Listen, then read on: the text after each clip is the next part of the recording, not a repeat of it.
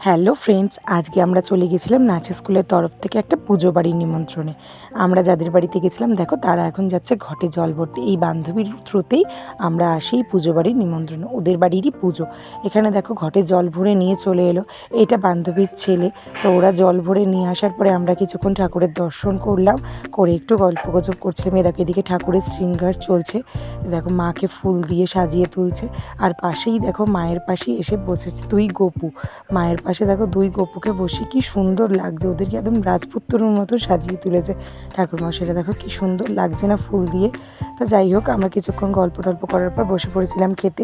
প্রথমেই পড়ে গেছিলাম আমাদের বাড়িতে খিচুড়ি আর লাবড়া, তারপরে পোলাও, আলুর দম, চাটনি, পাঁপড়, মিষ্টি, পায়েস।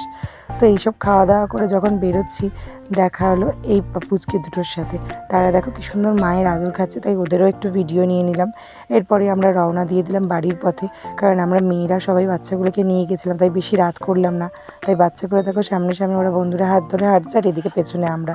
তো আজকের মতো ব্লগটা এখানেই। সবাই চ্যানেলটাকে লাইক, কমেন্ট আর সাবস্ক্রাইব করতে ভুলো না বন্ধুরা। বাই।